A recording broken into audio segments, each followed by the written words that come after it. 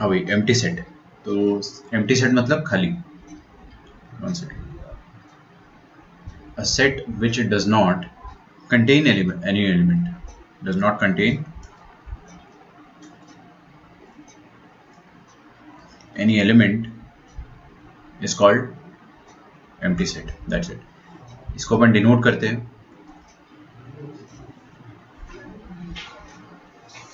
Phi से, या चलिए आगे ध्यान से देखिए ना। देखो भाई, सेट को कैसे डिनोट करते थे अपन? कर्ली ब्रेसेस से। कर्ली ब्रेसेस से आप ऐसे डिनोट करते थे, फिर उसके अंदर के एलिमेंट लिखते थे, जैसे वॉवेल्स हो गया तो ए ई आई ओ यू, ऐसे करके आप कॉमा से सेपरेट करते थे। Okay, different from green board. Okay, देखते हैं अपने को अगर यही वाला बैकग्राउंड अच्छा लगा तो हम इसी में कंटिन्यू करेंगे।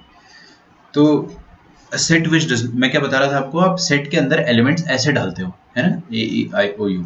अगर सेट के अंदर एलिमेंट ही ना हो, अगर सेट के अंदर एलिमेंट्स ही ना हो तो क्या करोगे आप? कुछ भी नहीं डालोगे भाई। ये कर्ली ब्रेसेस के अंदर कुछ भी मत डालो। मतलब क्या है कर्ली ब्रेसेस के अंदर? कुछ भी नहीं, हवा है, हवा। तो लिख दो आप, it is denoted by either phi, या तो आप फाई लिख दो इसको, या तो आप लिख दो सिंपली कर्ली ब्रेसेस। ठीक है, सिंपली अपन ने इसको लिख दिया कर्ली ब्रेसेस। तो ऐसे भी लिखा जाता है और ऐसे भी लिखा जाता है ना। आप कर्सर की तरह देखिएगा, वैसे आपको दिखता होगा ना। हाँ, तो फाई भी लिखते हैं अपन और एम्प्टी सेट ऐसे भी लिखते हैं, बहुत सिंपल सी बात है। एक दो एग्जांपल लेते हैं छोटे मोटे। देखिए भाई, a is equal to x. कौन सा फॉर्म लिख रहा हूं मैं? सेट बिल्डर फॉर्म, दूसरा वाला फॉर्म जिसमें अपन x लिखते हैं ना। मान लो आपके सामने लिखा है x, और x क्या है? x के बारे में आपको बता रखा है कि x जो है 1 से 2 के बीच का नंबर है। 1 से 2 के बीच का नंबर है for all x belonging to the set of capital N। Capital N क्या होता था? Set of natural numbers. Okay, set of natural numbers, ये होता था कैपिटल N। तो इसका मतलब क्या हो गया? इस सेट को रीड करो आप। सेट ए में क्या है? x है, और x क्या है? 1 और 2 के बीच का नंबर्स। 1 और 2 के बीच के कितने नंबर्स होते हैं? 1 और 2 के बीच में कितने नंबर्स होते हैं? अरे भाई, इनफाइनाइट नंबर्स होते हैं। 1 और 2 के बीच में तो इनफाइनाइट नंबर्स होते हैं, लेकिन आपको बोल रहा है कि 1 और 2 के बीच में नंबर है वो नेचुरल नंबर है। तो 1 और 2 के बीच में कितने नेचुरल नंबर आएंगे? एक भी नहीं आएंगे भाई। 1 और 2 के बीच में एक भी नेचुरल नंबर नहीं आएगा, क्योंकि सारे डेसिमल नंबर आएंगे ना, तो दे आर नॉट नेचुरल। तो आप क्या बोलोगे कि ये सेट क्या है? एम्प्टी है। आप डायरेक्ट अगर इसको सेट बिल्डर फॉर्म में लिखना, सॉरी टैबुलर फॉर्म में लिखना चाहो तो आप लिखोगे कि a इज इक्वल टू 5, और ऐसा लिख दो कि a is equal to null set. ठीक है, जो मिस्टेक होती है वो मैं बता देता हूँ कि व्हाट इज मिस्टेक। आप ऐसा ना लिखें, ऐसा ना लिखें कि a is equal to curly braces के अंदर 5 फिर कर्ली ब्रेसेस क्लोज्ड, ऐसा ना लिखें। ये null, this is not null set है ना, ये बहुत कॉमन एरर होता है। This is not null set. ठीक है, इसका मतलब क्या हो गया ना, आर्यन लेट हो गए। इसका मतलब ये हो जाता है कि ये जो कर्ली ब्रेसेस है उसके अंदर एक ग्रीक लेटर 5 पड़ा हुआ है, तो ये खाली कहाँ हुआ? खाली तो ये हो जाए ना, खाली तो ये हो जाएगा। ठीक है, समझ में आ रहा है? ये जो चीज है ये एम्प्टी सेट नहीं है। क्यों? क्योंकि कर्ली ब्रेसेस के अंदर एक ग्रीक लेटर 5 रखा हुआ है। तो अगर कर्ली ब्रेसेस के अंदर कुछ भी आ गया तो वो एम्प्टी सेट नहीं हुआ। दूसरी भाषा में अगर मैं समझाऊं तो सेट के अंदर एक एम्प्टी सेट रखा हुआ है, तो सेट के अंदर कुछ तो है ना भाई। अरे, एम्प्टी सेट का मतलब हवा होता है, माना मैंने, लेकिन सेट के अंदर एक एम्प्टी सेट है तो एक एलिमेंट तो आ गया ना। कौन सा एलिमेंट? One empty set. ठीक है, इसका मतलब क्या होता है? सेट के अंदर एब्सोल्युटली नथिंग है, ये होता है empty set. And this is not empty set है ना, this is definitely not empty set, या this is not null set है ना, ये चीज ध्यान रखें आप।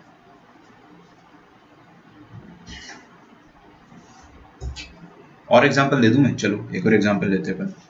एग्जाम्पल गिवन 2, मतलब वो एग्जाम्पल गिवन 1 था।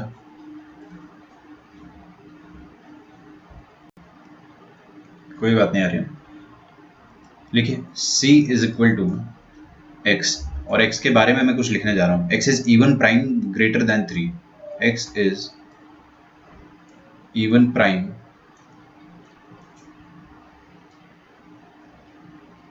Greater than 3, even prime greater than 3। आप मुझे एक बात बताइए कि प्राइम नंबर पता है आपको क्या होते हैं? सबको पता है ना, जिनके फैक्टर्स ना हो, या जिनके फैक्टर्स वो नंबर खुद और 1 हो और कोई दूसरा फैक्टर ना हो। The number itself and 1 are the factors of a prime number. अच्छा, तो आपको बोल रहा है कि एक ऐसा इवन प्राइम नंबर। अच्छा, इवन प्राइम नंबर कौन होता है भाई? 2 होता है ना, 2 होता है, और कोई इवन प्राइम नंबर होता नहीं। तो the only even prime number is 2, the only even prime number is 2।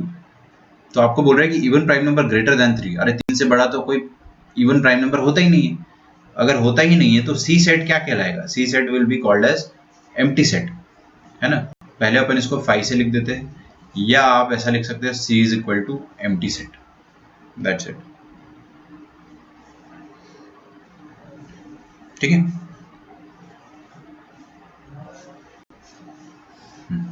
More examples लिखिए आप।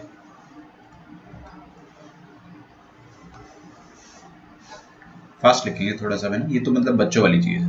लिखो set of odd natural numbers, set of odd natural numbers divisible by 2। दूसरा एग्जांपल लिखें, set of even prime numbers, set of even prime numbers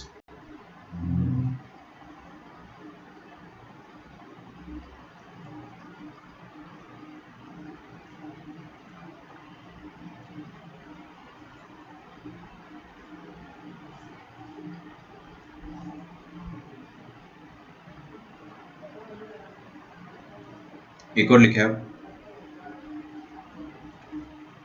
set a is equal to x, और x क्या है भाई? x is a natural number, x is a natural number। और आपको ये भी बोल रहा है कि x 5 से छोटा है एंड x 7 से बड़ा है। ठीक है, फोर्थ वाला देखते हैं अपन एग्जाम्पल। फोर्थ वाला क्या है?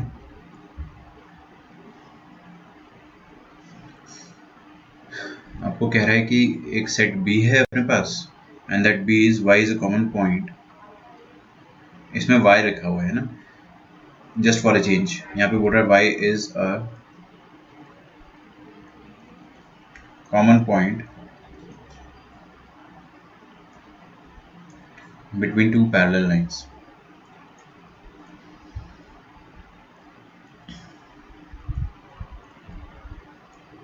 ओके, चलिए अब देखते हैं अपन क्या लिखा है यहाँ पे। Set of odd natural numbers divisible by 2।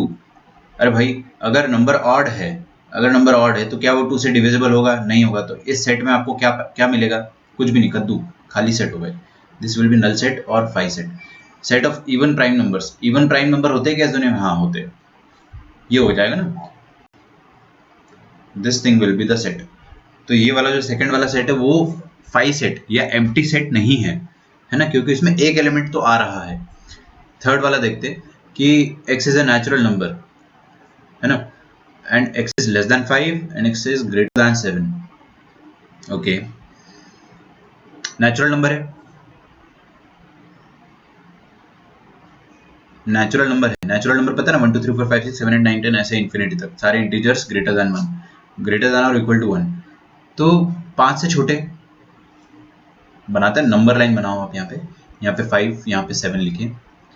तो 5 से छोटे नंबर इस तरफ पाए जाएंगे और 5 से बड़े नंबर इस तरफ पाए जाएंगे। आपको क्या बोल रहा हूँ, 5 से छोटा और 7 से बड़ा? ये तो नॉनसेंस हो गया ना यार। कोई नंबर 5 से छोटा और 7 से बड़ा हो सकता है क्या? बिल्कुल नहीं हो सकता। तो आपको क्या मिलेगा यहाँ पे? ये सेट भी क्या है? This is nothing but empty set, this or this. ये ना लिख दे आप कर्ली ब्रेसेस के अंदर 5, ये एम्प्टी सेट नहीं हुआ है ना, ये एम्प्टी सेट के अंदर एम्प्टी सेट हो, सेट के अंदर एम्प्टी सेट हो गया, मतलब एक एलिमेंट आ गया। y is a common point between two parallel line. अगर उनके पास दो पैरेलल लाइन है तो उनके बीच में क्या कोई कॉमन पॉइंट आएगा? नहीं आएगा। तो यहाँ पे आपको फिर से क्या मिलेगा? एम्प्टी सेट मिलेगा। ओके, तो ये और एग्जांपल्स देख लिया अपन ने। तो एम्प्टी सेट का मतलब क्या होता है कि आपको कुछ भी एलिमेंट ना मिल रहा हो, ठीक है। अच्छा, तो सबसे पहला अपन ने जो देखा था दैट वाज एम्प्टी सेट। दूसरा देखिए सिंगलटन सेट। नाम सुन के ही कोई भी बता देगा कि सिंगलटन मतलब सिंगल एलिमेंट, मतलब हर सेट, मतलब वो ऐसा सेट जिसमें सिर्फ एक एलिमेंट हो, सिंगल एलिमेंट हो। ओके, तो लिखो a set having exactly single लिख दो ना, having exactly single element, exactly single element is called singleton set. जैसे कोई एक छोटा सा एग्जांपल ले लेते, the set of even prime numbers, खत्म। द सेट ऑफ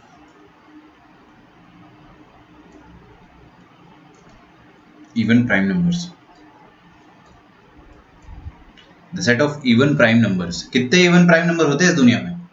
एक ही तो होता है, 2। तो ये वाला सेट क्या कहलाएगा? दिस सेट, मान लो, चलो कोई नहीं, ये सेट के अंदर बस एक एलिमेंट आएगा, दैट विल बी 2। समझ में आ गया? ठीक है, चलो आगे बढ़ते हैं। तो काफी आसान आसान चीज है ना। अगला लिखे फाइनाइट सेट।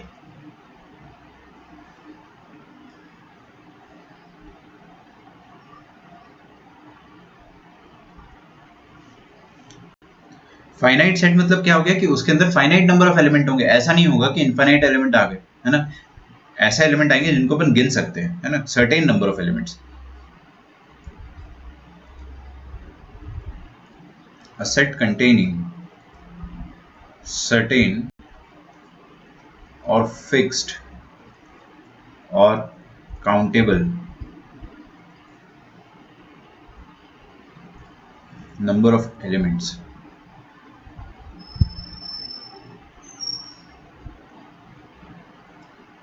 ठीक है, जैसे set of all vowels, set of all vowels in English alphabets.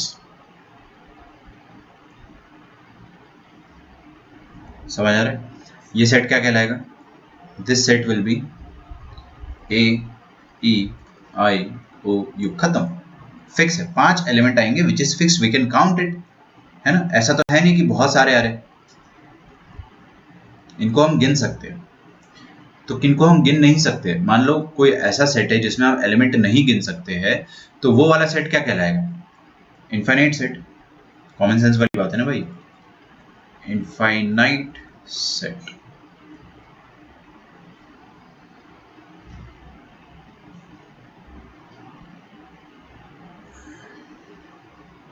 Singleton set is also called finite set. बिल्कुल बिल्कुल, आप चाहे तो लिख लो, है ना। ये भी जो होता है ना सिंगलटन, वो फाइनाइट होता है, बिल्कुल होता है। अरे फाइनाइट मतलब आप गिन सकते हो, खत्म, बात ही खत्म होगी ना। फाइनाइट मतलब या तो ऐसा भी देख लो जो इनफाइनाइट ना हो, सिंपल सी बात है। कल को आप पूछोगे मुझसे कि फिर एम्प्टी सेट को क्या कहेंगे अपन, एम्प्टी सेट को भी आप फाइनाइट कह दो भाई, उसमें कितने एलिमेंट है? 0, खत्म बात ना, यू कैन काउंट 0। ठीक है, ऑल वो डिबेट में कभी आएगा नहीं, बट फिर भी इनफाइनाइट सेट लिखते हैं। लिखो a set which contains, a set which contains infinite number of elements।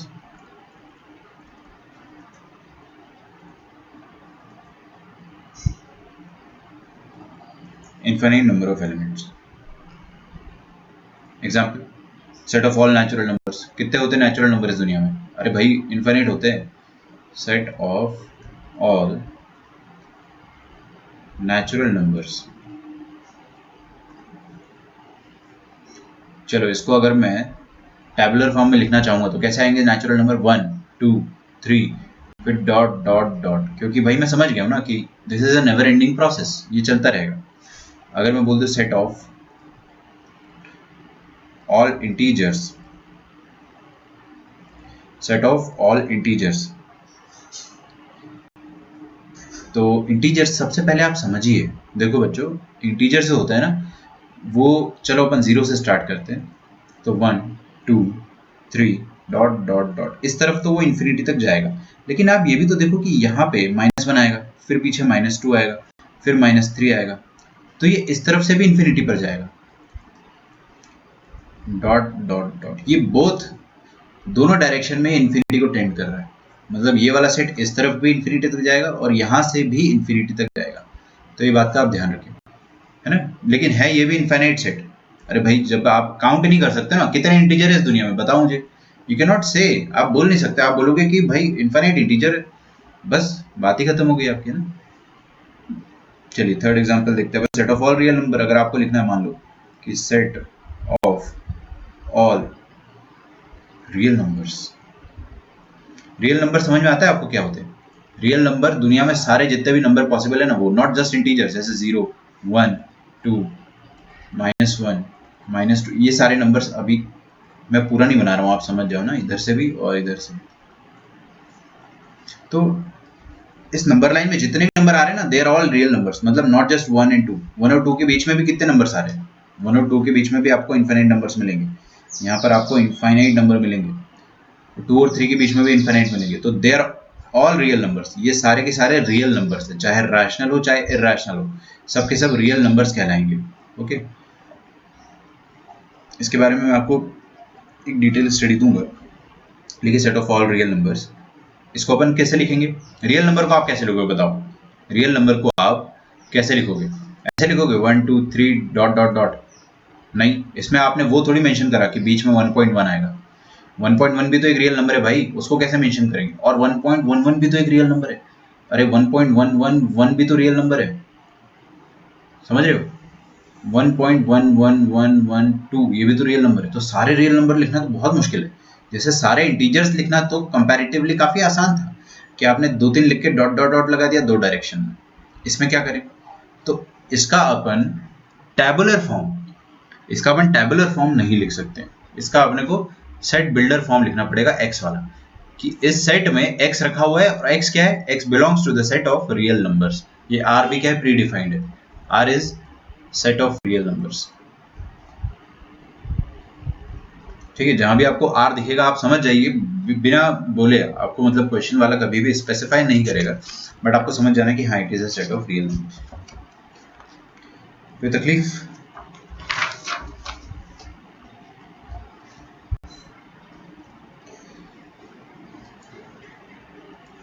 चलिए देखिए, डिस्टिंग्विश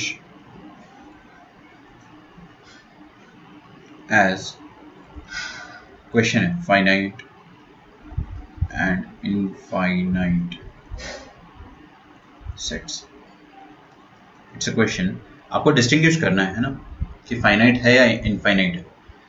तो क्वेश्चन नंबर 1 मैं आपके सामने लिख देता हूँ, फटाफट लिख देता हूँ, आप लोग बताना है।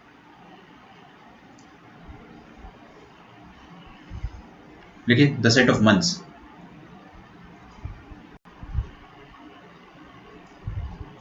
in a year।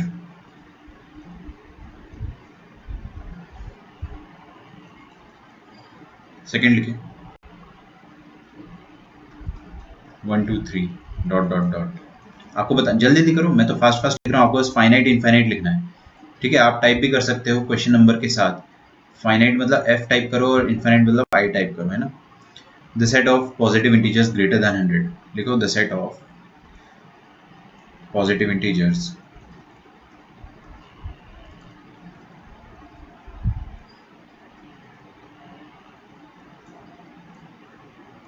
greater than 100,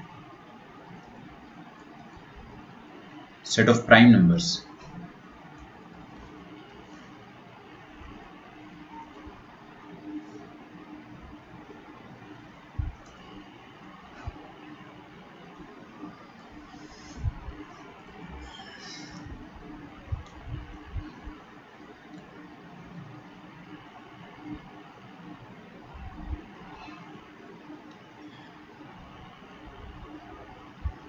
the set of lines,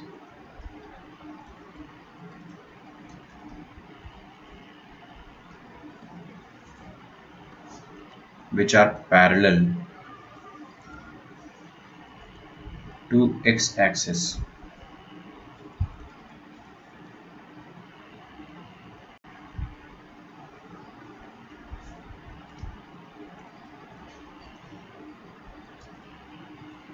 The set of letters in English alphabets.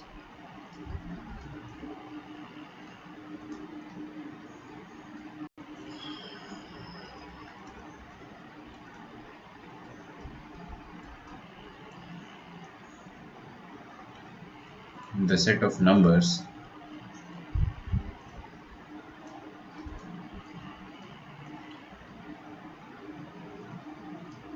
which are multiple of 5. काफ़ी है ये सारे, एकदम एनसीईआरटी लेवल के क्वेश्चन है, अभी मैं बहुत एडवांस लेवल पे नहीं गया हूँ, है ना। एक और लिख देते हैं अपन लास्ट वाला, चलो 8th क्वेश्चन एक और देता हूँ मैं आपको ना। आप लोग बताइए, 2 सेकंड का काम है, सॉल्व करना है ना, कोई दिक्कत ही नहीं है यहाँ पे, आपको बस बताना है फाइनाइट है या infinite. The set of circles, अगला लिखिए, the set of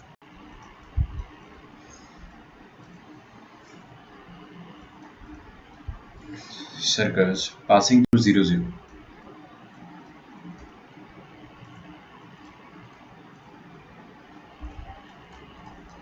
passing through origin, है ना। तो आपको बताना है फाइनाइट है या इनफाइनाइट है। स्टार्ट करते हैं। तो भाई set of months in a year, 12 महीने होते हैं, गिन सकते हो आप, तो it is a finite set. 1 2 3 dot dot dot dot dot dot का मतलब क्या होता है, ये इनफाइनाइट तक जाएगा, एकदम आगे तक जाएगा ये, तो ये कितना हो गया, इनफाइनाइट हो गया, है ना। बहुत ज्यादा बच्चों वाले क्वेश्चन है। Set of positive integers greater than 100, 100 से बड़े पॉजिटिव इंटीजर कितने होते हैं, इनफाइनाइट होते हैं भाई, है ना। सेट ऑफ प्राइम नंबर्स, ये भी इनफाइनाइट होगा। दुनिया में भाई लाखों करोड़ों सैकड़ों, मतलब बहुत सारे प्राइम नंबर है, you can not count it. The set of lines which are parallel to x axis, आपके पास एक्स एक्सिस वाई एक्सिस इस तरह से होती है। एक्स एक्सिस के पैरेलल आप कितनी लाइंस खींच सकते हो, कितनी लाइन खींच सकते हो जो एक्स एक्सिस के पैरेलल होगी, अरे भाई बहुत सारी। You can draw actually infinite lines which are parallel to x axis. तो आपका आंसर क्या आ जाएगा, यहाँ से भी आंसर आ जाएगा इनफाइनाइट, ठीक है।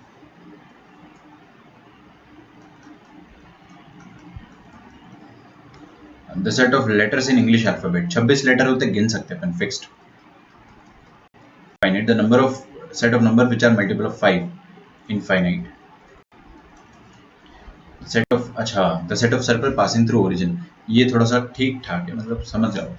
ऐसे सर्कल जो ओरिजिन से पास हो रहे हो, ये लो भाई, एक सर्कल मैंने ये बना दिया, फिर मैंने एक सर्कल ऐसा बना दिया, फिर एक सर्कल मैंने ओरिजिन से पास करता हुआ ऐसे बना दिया, है ना। एक सर्कल मैंने ये बना दिया, तो बहुत सारे सर्कल बन सकते हैं, है ना। Infinite, there are infinite circles possible which can pass through origin, ठीक है। ओके, ठीक है, आपके आंसर 7 इनफाइनाइट, 8 इनफाइनाइट, है ना। ठीक है, फाइनाइट सही है आपके, श्रेया, है ना, और हमारा आपका भी सही है, धनंजय आपका भी सही है, नाइस। अगला लिखिए, कितने हो गए अपने, 4 हो गया ना, 5 देखते हैं अपन।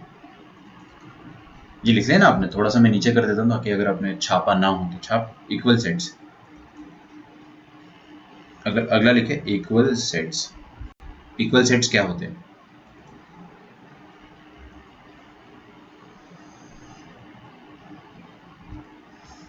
देखो, 2 sets A and B, 2 sets A and B are set to be equal,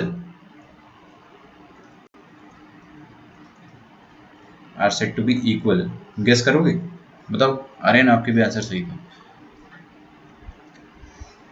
are set to be equal if they have exactly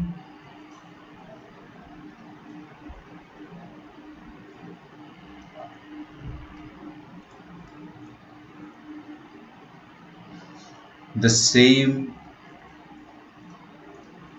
elements। लिखो भाई, डेफिनेशन सुन के ही समझ में आ रहा है कि अगर एग्जैक्टली सेम एलिमेंट होंगे तो इक्वल सेट कहलाएगा।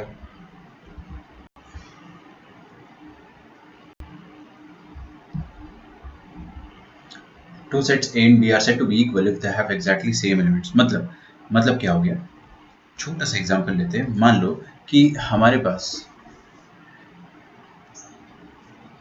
एक सेट है ए और उस सेट में लिखा है A for apple, B for ball, C for cat, D for dog, that's it. 4 element लिखे हैं।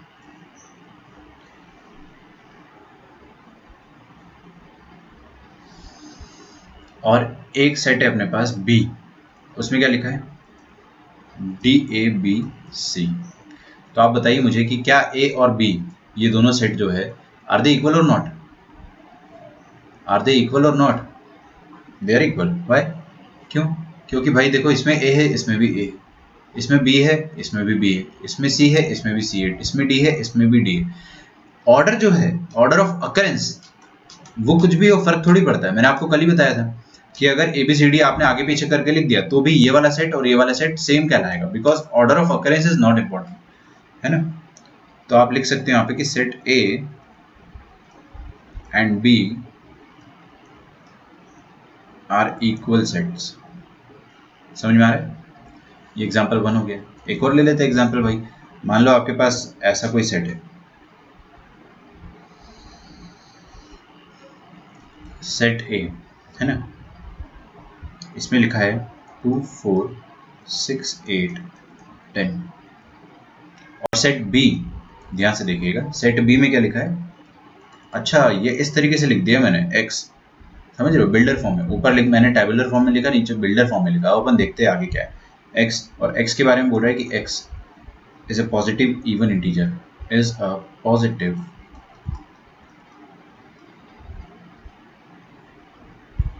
Even integer and x is less than और इक्वल टू 10। ठीक है, आप मुझे बताइए क्या सेट ए और set B are they equal sets? क्या दोनों इक्वल सेट हैं? देखते हैं अपन। सेट ए में क्या लिखा है 2 4 6 8 10, 2 4 6 8 10। और सेट बी में क्या लिखा है? एक पॉजिटिव इवन इंटीजर जो 10 से छोटा या बराबर हो। तो 10 से छोटे या बराबर पॉजिटिव इवन, इवन इवन ध्यान रखिए ना, not just positive but even. तो सेट बी को अगर आप लिखना चाहोगे तो कैसे लिखोगे? इवन नंबर्स, मतलब 2 से स्टार्ट होगा, फिर 4, फिर 6, फिर 8 और फिर 10। 10 से छोटा या बराबर, इक्वल भी लगा ना, तो 10 भी इंक्लूड करेंगे अपन। क्या सेट ए और सेट बी इक्वल आ गए? जी हाँ, बिल्कुल इक्वल आ गए। तो क्या ये इक्वल सेट कहलाएंगे? जी हाँ, बिल्कुल। Both the sets are equal sets. तो आप यहाँ पे कह सकते हो कि ए एंड बी, या सी डी ले लो ना आप, सॉरी सी डी ले लो, थोड़ा सा क्या फर्क दिखेगा ना आपको, क्योंकि ए बी अपन ने इनको कह दिया था एग्जाम्पल 1 में। ऐसे ले लो सी डी, कोई दिक्कत नहीं है। तो C and D are equal sets. ध्यान रखिएगा, इक्वल वर्ड यूज कर रहा हूं मैं, ठीक है, क्योंकि अगला वर्ड जो आएगा ना दैट विल बी इक्विवेलेंट, तो उसमें हल्का सा फर्क होता है। Equivalent sets.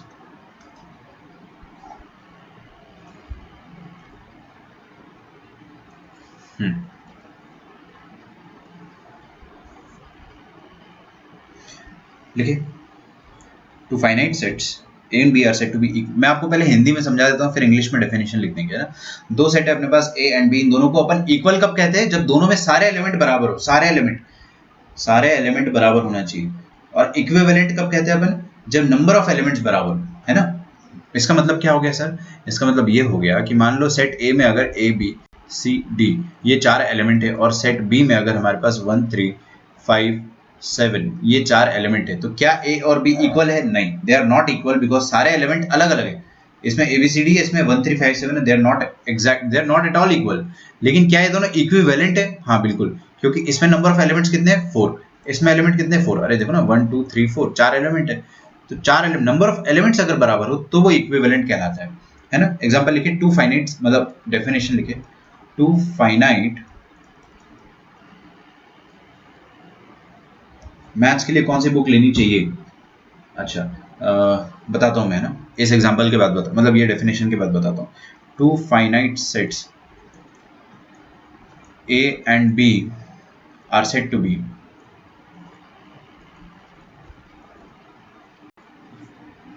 equivalent if they have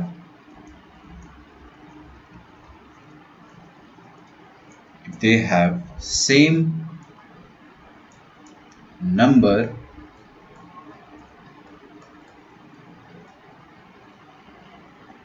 of elements, that is number of elements in set A must be equal to number of elements in set B।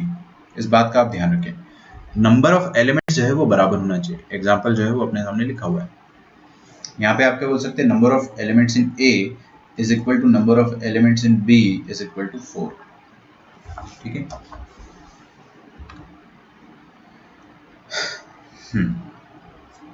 सही बात है धनंजय, वो इक्वल था, मैं आपके कमेंट्स देख रहा हूँ।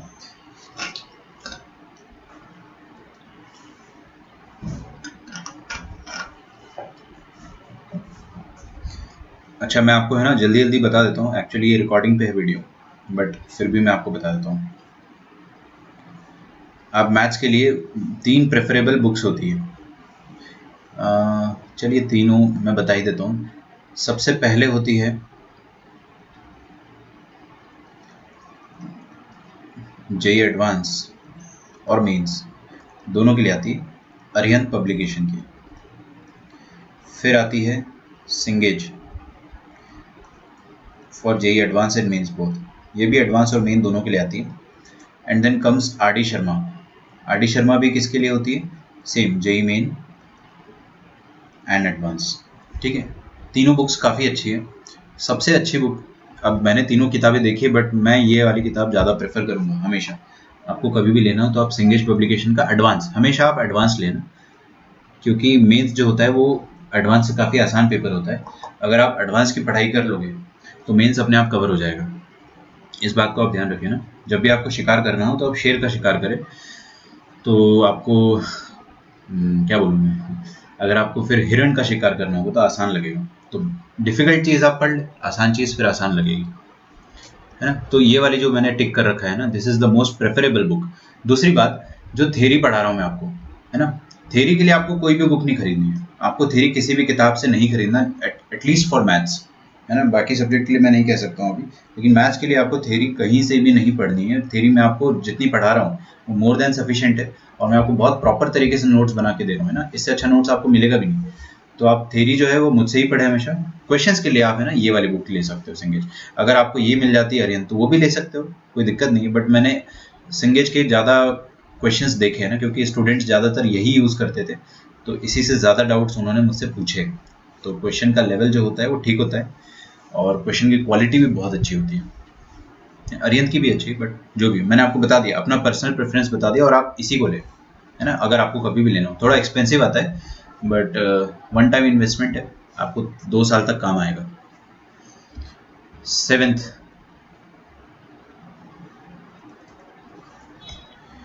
सेवेंथ वाला क्या है भाई, हाँ, सबसेट्स।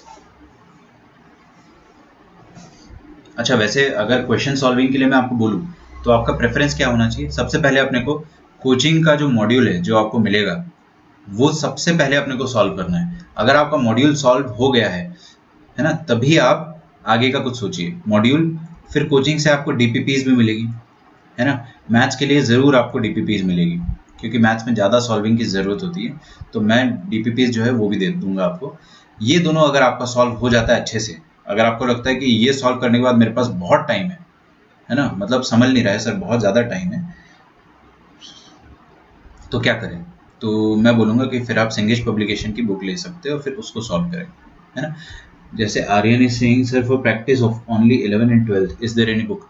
आपको अगर 11th एंड 12th बोर्ड्स की प्रैक्टिस करनी है ना, अगर आपको सॉरी बोर्ड्स की प्रैक्टिस करनी है सिर्फ, है ना, और मान लीजिए कि आपका 2 तरीके से बोर्ड हो सकता है ना, अभी मेरे को पता नहीं है, या तो सीबीएसई बोर्ड होगा या तो स्टेट बोर्ड होगा, है ना, महाराष्ट्र स्टेट बोर्ड। तो स्टेट बोर्ड के लिए स्टेट बोर्ड की जो बुक होती है जो आपको मिलेगी, जो ऑफिशियल बुक होती है स्टेट बोर्ड की, दैट इज एनफ।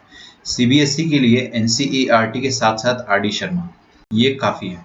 इसके अलावा आप कुछ भी मत करो, कुछ भी नहीं।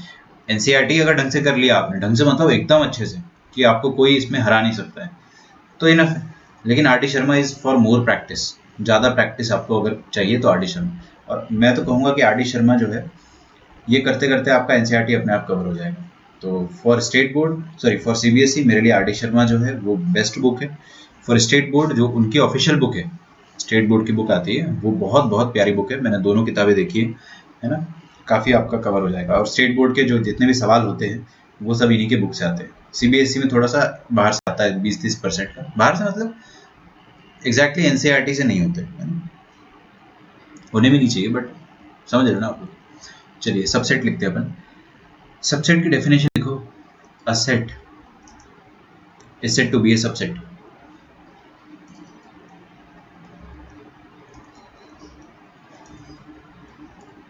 कोई डाउट हो तो आप पूछते रहे ना, मैं आपको सब बता दूंगा। Set to be a subset.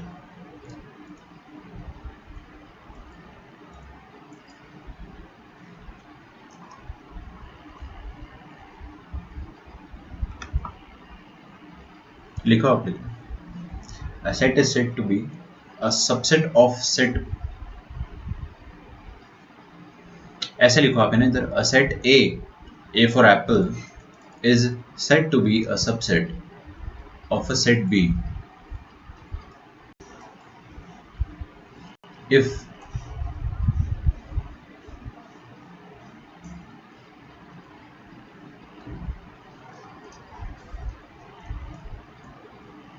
each element of A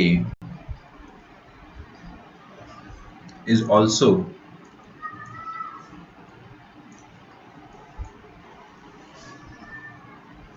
an element of B।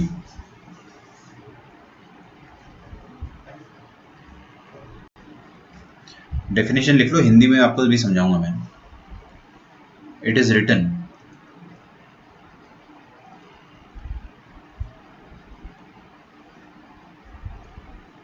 or denoted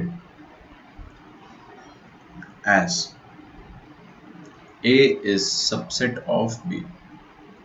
ठीक है, पहले आप लिख लो, है ना, पहले आप लिख लो, फिर मैं आपको समझाता हूँ। एक्चुअली सबसेट जो होता है ना वो काफ़ी इंपॉर्टेंट चीज़ है ना। चलो भाई देखते हैं, अपन समझते हैं। मान लो अपने पास क्या है, ये एक पूरा यूनिवर्स है ना, एक सर्कल बना दिया मैंने। सर्कल में पूरा, actually we can not draw universe क्योंकि यूनिवर्स इनफाइनाइट होता है, बट फिर भी आपको समझाने के लिए मैं बता रहा हूँ कि ये सर्कल में पूरा यूनिवर्स है। इस यूनिवर्स में बहुत सारी गैलेक्सीज होगी, है ना, galaxy 1, galaxy 2, galaxy 3, infinite galaxies. हर गैलेक्सी में कुछ सोलर सिस्टम होगा। तो अपन डायरेक्टली पॉइंट पे आते हैं कि मान लो ये अपना सोलर सिस्टम है और यहाँ पर अर्थ है, गैलेक्सी के अंदर अर्थ है। ऑल तो काफ़ी बड़ा बना दिया, बट आप समझ जाओ। अर्थ के अंदर क्या है, कंट्रीज है ना, country 1, country 2, country 3, country 4। Countries के अंदर क्या है, स्टेट्स हैं। तो ये डॉट से मैंने क्या स्टेट्स बना दिए। तो अब मैं आपको ये बताना चाह रहा हूँ, ध्यान से सुनना बच्चों, है ना, बहुत ध्यान से। ये जो डॉट है वो क्या स्टेट है। तो आप क्या बोलोगे, स्टेट जो है वो कंट्रीज के अंदर पूरा आते हैं। सुन रहे हो ना आप लोग, ध्यान से लिखना छोड़ दो। अब जो स्टेट्स है ना, ये जो स्टेट्स है जिनको मैं रेड से भी डॉट कर रहा हूँ, they are completely inside the countries. तो स्टेट्स अगर कंट्रीज के अंदर आ रहे हैं तो आप क्या कह सकते हो कि states they are subset of countries. लिखना मत है ना, मैं आपको बस एक वाइड तौर पे एग्जांपल दे रहा हूँ। मैं हमेशा ये एग्जांपल देता हूँ क्योंकि सबसे आसानी से समझ में आता है यहाँ पे। क्योंकि स्टेट जो है वो कंट्रीज के अंदर आ रहे हैं, और कंट्रीज जो है, ये जो कंट्री है ये वाली, ये किसके अंदर आ रही है, ये अर्थ के अंदर आ रही है, ये वर्ल्ड के अंदर आ रही है। तो आप क्या बोल दोगे, countries are subset of world. समझ रहे हो। और वर्ल्ड जो है, ये जो अर्थ है अपना, ये किसका सबसेट है, ये इस गैलेक्सी का सबसेट। तो वर्ल्ड और earth is a subset of, either आप बोल दो सोलर सिस्टम या तो फिर मिल्की वे गैलेक्सी। और गैलेक्सी जो है वो यूनिवर्स का सबसेट है। यूनिवर्स जो है और बड़े यूनिवर्स का सबसेट है, और बड़ा जो यूनिवर्स है और बड़े यूनिवर्स का सबसेट। अरे कितने यूनिवर्स है अपने को थोड़ी पता, तो मैं आपको बता रहा हूँ। तो आपको एक एग्जाम्पल से आइडिया लग रहा होगा कि सबसेट का मतलब क्या होता है, एक के अंदर कंप्लीटली समा जाना, है ना। कोई एक सेट के अंदर कंप्लीटली फिलअप हो जाना, कंप्लीटली, को ड्रॉ करके बताता हूँ, कंप्लीटली उसके अंदर आ जाना, वो कहलाता है सबसेट। जैसे मान लो कि ये अपना सेट नंबर 1 था, है ना, दिस इज सेट, और ये सेट मैंने कह दिया बी। सेट को अपन वेन डायग्राम से बनाते हैं, बट अभी मैं आपको ऐसे ही रफली समझा रहा हूँ कि ये सेट बी है और ये है सेट ए। तो आप क्या कह सकते हो कि this set A is represented by this circle, है ना, दिस सर्कल जो डार्क कर रखा है मैंने, dark circle is set A, और जो लाइट वाला बड़ा वाला सर्कल है दैट इज सेट बी। तो व्हाट कैन यू से, आप ये कह सकते हो कि set A is lying completely inside set B. Set A is lying completely inside the set B. तो आप क्या कह सकते हो कि set A is subset of set B, set A is subset of set B. ठीक है, ये कह सकते हो। लेकिन इसमें ना हल्का सा एक छोटा सा एरर आता है, वो मैं आपको सिखाता हूँ ना, क्योंकि अपने को प्रॉपर सबसेट जो है वो पहले समझना पड़ेगा। तो पहले अपन प्रॉपर सबसेट समझते हैं। देखो प्रॉपर सबसेट है ना, बहुत छोटा सा एक कंफ्यूजन होता है इसमें ना, इस कारण मैं आपको पहले प्रॉपर सबसेट समझा देता हूँ। लिखिए, if A is a subset of B, if A, या सेट ए लिख दो ना, ब्लू से लिखते ना थोड़ा अच्छा दिखेगा। लिखो if set A is subset of B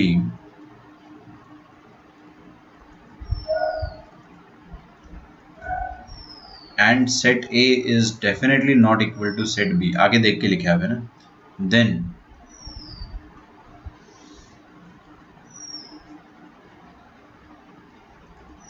A is called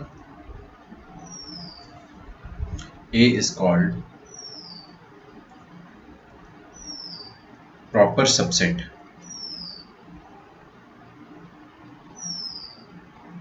of B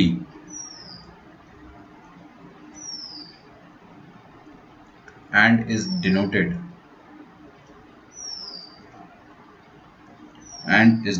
as A subset of B।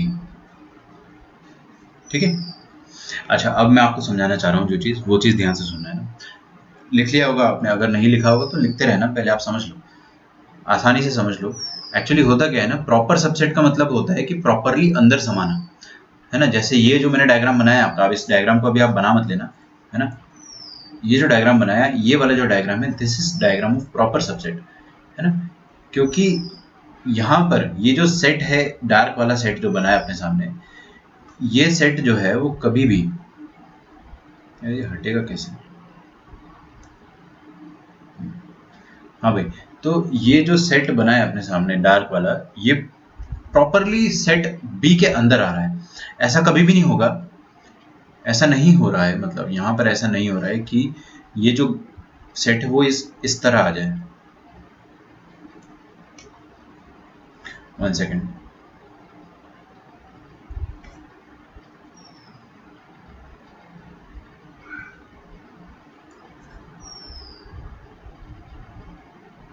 ऐसे अभी दिख रहा है आपको, ये लाल वाला सेट है और जो नीला वाला सेट है, रेड वाला और ब्लू वाला, ये दोनों एक दूसरे पे ओवरलैप कर रहे हैं, तो दोनों इक्वल सेट हो गए। अरे भाई दोनों इक्वल सेट हो गए ना, तो अगर दोनों इक्वल सेट हो गए तो आप क्या बोलोगे कि ए इज सेट ए, चलो लाल वाले को मैं सी बोल देता हूँ, डी बोल देता हूँ ना, सी वरना ऐसा दिखेगा। सबसेट को अपन ऐसे रिप्रेजेंट करते हैं, ये वाला जो अपना सिंबल होता है वो सबसेट का सिंबल होता है ना। और ये जो लाल वाला है, लाल वाले को मैं सेट डी बोल रहा हूँ ना। तो अगर आपको लिखना हो तो आप कैसे लिखोगे कि सेट डी जो है वो सेट बी के कंप्लीटली अंदर समा रहा है या ओवरलैप कर रहा है, ऐसा कह लो। तो आप यहाँ पे प्रॉपर सबसेट ना लगाते हुए सिर्फ सबसेट बोलोगे।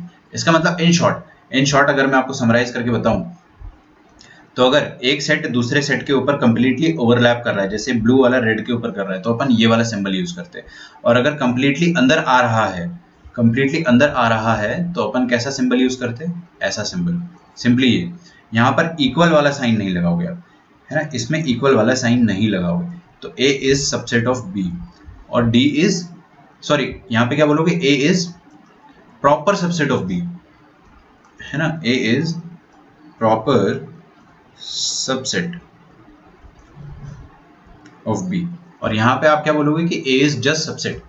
सबसेट का मतलब क्या होता है, सबसेट का मतलब ये होता है कि या तो ये पूरा अंदर आ रहा होगा या तो एग्जैक्टली ऊपर समा रहा होगा, इसके ओवरलैप कर रहा होगा। ठीक है, हो जाएगा आपको clear. B is subset of B. Okay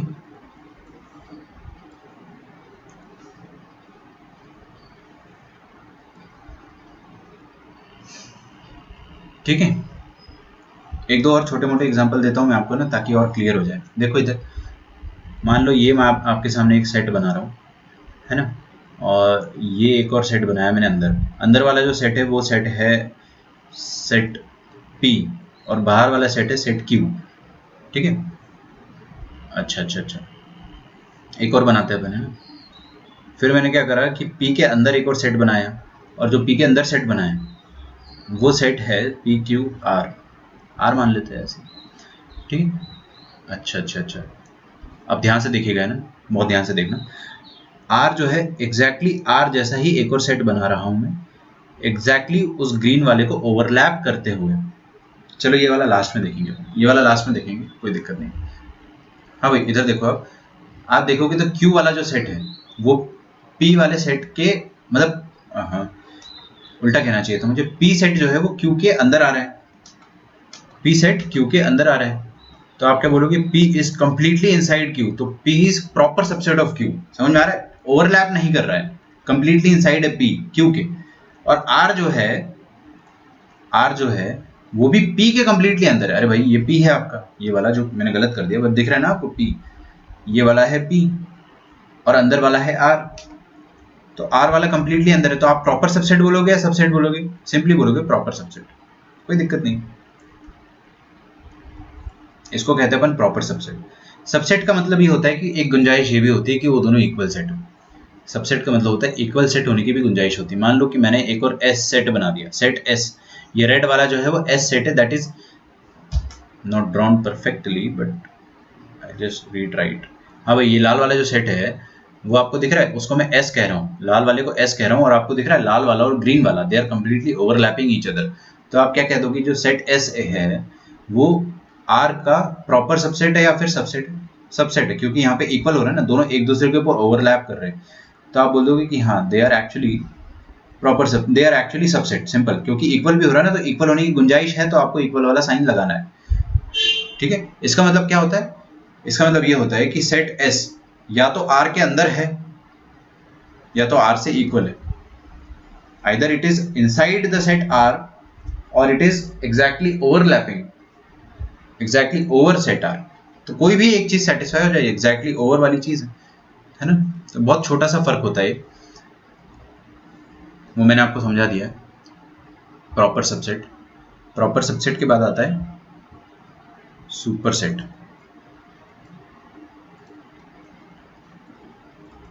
set. ठीक है, हाँ इसमें आपको डाउट्स आते रहेंगे थोड़े थोड़े, लेकिन कोई not a big deal. Completely अंदर आ रहा है तो प्रॉपर सबसेट, प्रॉपरली अंदर मतलब प्रॉपर सबसेट, और ओवरलैपिंग है तो सिर्फ सबसेट। बस खत्म, बात ही खत्म होगी ना। लिखिए super set.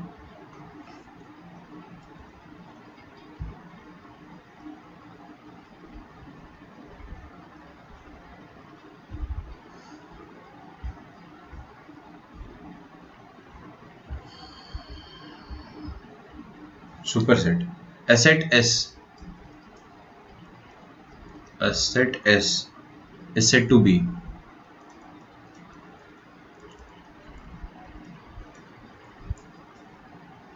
a superset of set B, is said to be a superset of set B।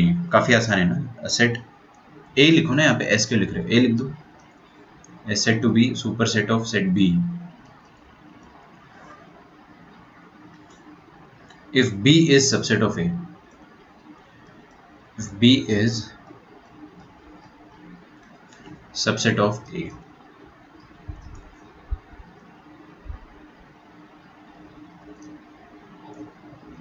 लिखो डिनोटेड बाय। कैसे डिनोट करेंगे, पहले मैं आपको समझा देता हूँ हिंदी में, है ना। ऊपर देखो सब आगे, ध्यान से देखना बच्चों। इधर देखो ये Q जो है, Q वाला सेट जो है वो P के बाहर आ रहा है। अरे भाई P सेट को पूरी तरीके से ये सुपर सेट कर रहा है या उसके बाहर आ रहा है। आप क्या बोलोगे, P is subset of Q, P is subset of Q, या आप ऐसा बोलोगे Q is superset of P, या तो P Q का सबसेट है ऐसा बोल लो, या ऐसा बोलो कि Q P का सुपरसेट है। यहां पे आप बताओ जो P वाला सेट है वो सेट R का सुपरसेट हुआ कि नहीं हुआ? सेट R के बाहर आ रहा है ना, तो सुपरसेट ऑफ R हो गया या सुपरसेट ऑफ S हो गया, ठीक है। तो डिनोटेड बाय ऐसे लिखोगे A is superset of B। कभी कभी अपन इक्वल भी लगा देते हैं, है ना, कोई बिग डील नहीं है ये इक्वल। आपको इक्वल मिल गया तो समझ जाना कि दोनों सेट के इक्वल होने की भी चांस है, या एक दूसरे के अंदर होने की चांस, मतलब एक दूसरे के अंदर हो सकता है, एक सेट दूसरे सेट के अंदर हो सकता है, या तो ऐसा होगा, या तो एक सेट दूसरे सेट के, ध्यान से सुन नहीं रहे हो आप लोग, फिर से सुनो। जब भी ये चीज आएगी तो इसका मतलब क्या होगा, जो कोई एक सेट जो होगा वो दूसरे सेट के या तो कंप्लीटली अंदर होगा, ऐसे ऐसे, या तो ये होगा, या तो एग्जैक्टली ऊपर होगा, ऐसे, है ना। मान लो ये दोनों एकदम ऊपर ओवरलैप हो रहे हैं, तो इसका मतलब क्या हो गया, प्रॉपर सबसेट। इसका मतलब हो गया सिंपली सबसेट। तो ये दोनों कंडीशंस को कवर कर रहा है ना। तो आपको ये देख के समझना है कि इन दोनों में से कोई भी एक केस हो सकता है, either this or this, okay. तो A is set to be super set. ओहो, A बड़ा सेट है ना, A बड़ा सेट है, तो A बड़ा सेट हुआ ना, ऐसे लिखोगे आप, A is super set of B, ठीक है। A इज, यहां पे लिख लेना, A is super set of B, okay. चलो अभी और एक दो एग्जांपल देखेंगे अपन इसमें, ध्यान से देखना आप लोग।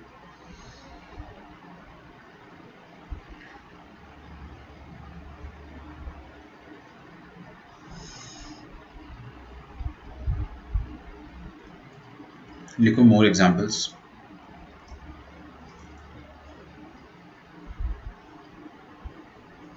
जैसे मैं आपके सामने अगर लिख दूं सेट A, है ना बच्चों, ध्यान से समझना, बस ये प्रॉपर सबसेट और सबसेट में हल्का सा कंफ्यूजन आता है। इसके अलावा सेट थ्योरी पूरा मक्खन है ना। अपना कल या परसों, कल नहीं होगा, परसों खत्म हो जाएगा ये वाला टॉपिक, तो अपन फिर उसके बाद लॉगरिथम पढ़ेंगे, ओके। और ये सारे वीडियोस जो है वो आपको, इसका यूट्यूब लिंक भी आपको मिल जाएगा, बाय चांस आपको दोबारा देखना हो तो यूट्यूब पे भी मिल जाएगा, और यहाँ पे रजत एकेडमी के ऐप पे भी मिल जाएगा।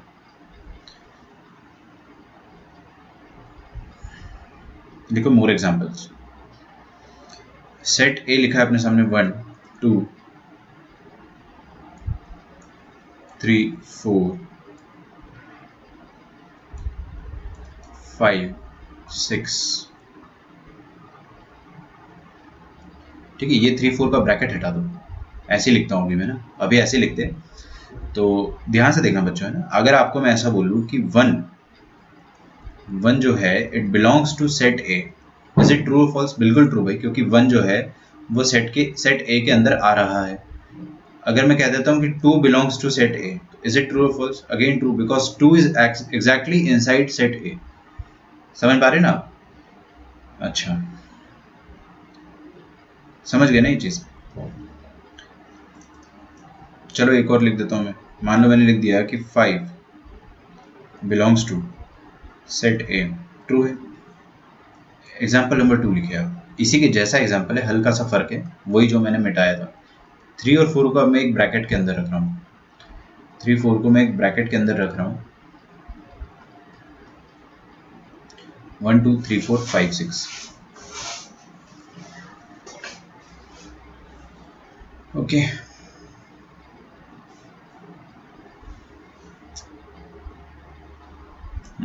देखिएगा, अब आपसे अगर मैं बोलता हूँ कि 1 belongs to set A, is it true? हाँ भाई, क्योंकि 1 जो है वो सेट ए के अंदर आ रहा है।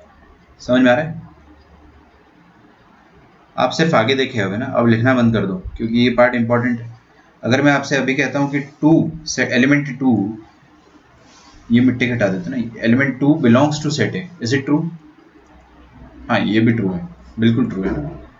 अगर मैं अब ये लिखता हूँ कि element 3 belongs to set A, और यहाँ पर भी अगर मैंने 5 की जगह मान लो 3 लिखा होता, ऐसी मान लो, तो element 3 belongs to set A, ये बात ट्रू है क्या? हाँ भाई, बिल्कुल सही है, क्योंकि 3 एलिमेंट जो है वो सेट ए के अंदर ही तो आ रहा है, तो ये बात तो सही है। लेकिन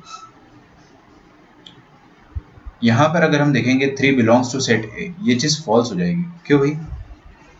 देखते भाई फॉल्स क्यों हो जाएगी।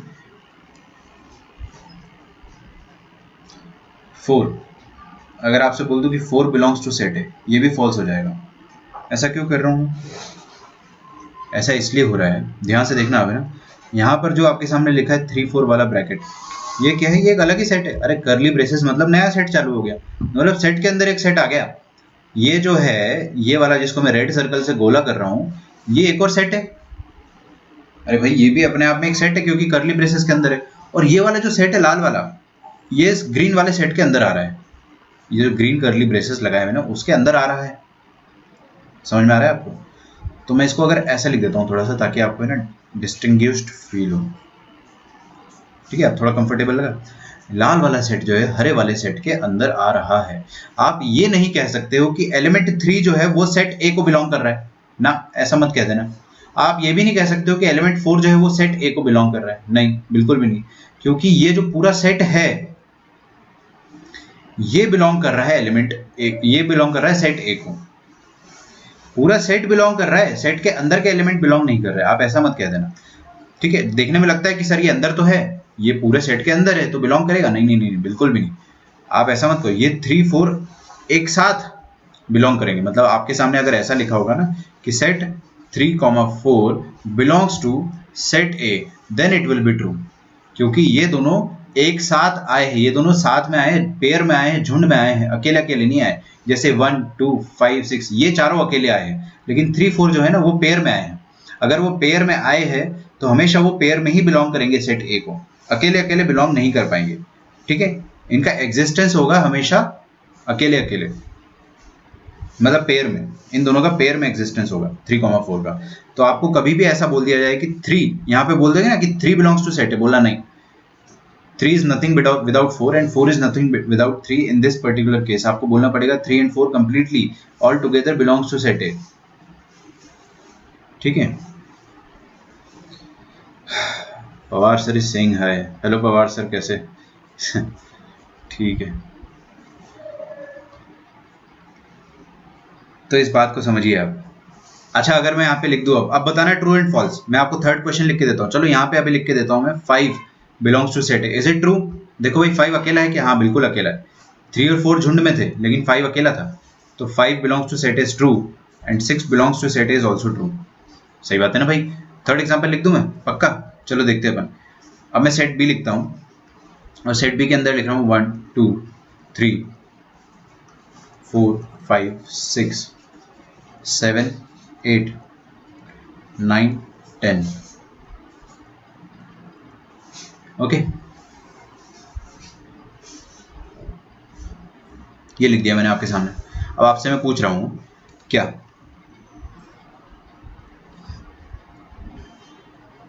देखना भाई क्या पूछ रहा हूं मैं आपसे। 1 बिलोंग्स टू सेट बी, ए नहीं है ना इस बार, बी है। Is it true? चलो 5 सवाल पूछूंगा मैं आपसे, T T F F T ऐसे करके आपको आंसर देना है ना, जो भी ट्रू फॉल्स होगा। 5 सवाल पूछूंगा मैं आपसे।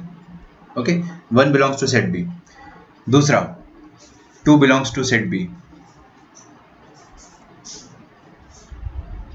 4 belongs to set B.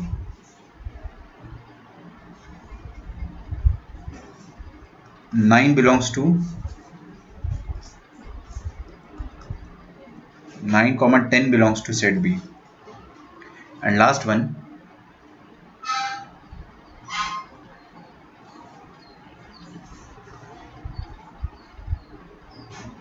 4, 5, 6 this belongs to set B।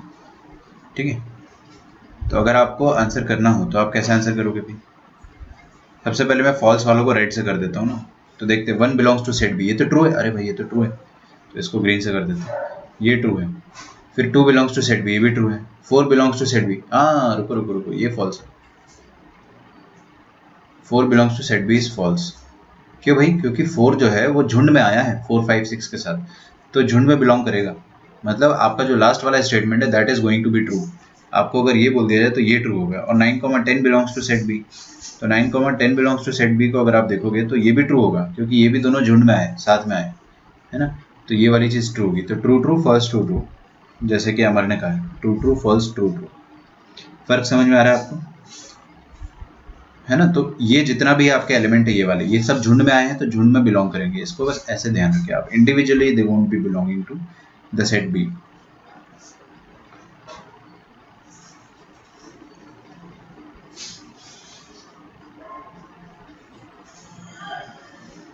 अच्छा, अपना टाइम जो है काफ़ी एक्सीड हो गया, तो आपका जो होमवर्क रहेगा, मॉड्यूल अपन कल से करेंगे ना। आज आप एक और दिन आराम से रेस्ट करें, नोट्स रिवाइज करें आप, है ना। कल से अपन मॉड्यूल स्टार्ट करेंगे सेट थ्योरी का, ठीक है। सेट थ्योरी की मॉड्यूल अपन कल से स्टार्ट करेंगे। चलिए देन, आपको कोई डाउट हो तो आप पूछ सकते हो, मैं भी लेक्चर बंद कर रहा हूँ। Okay then, bye bye.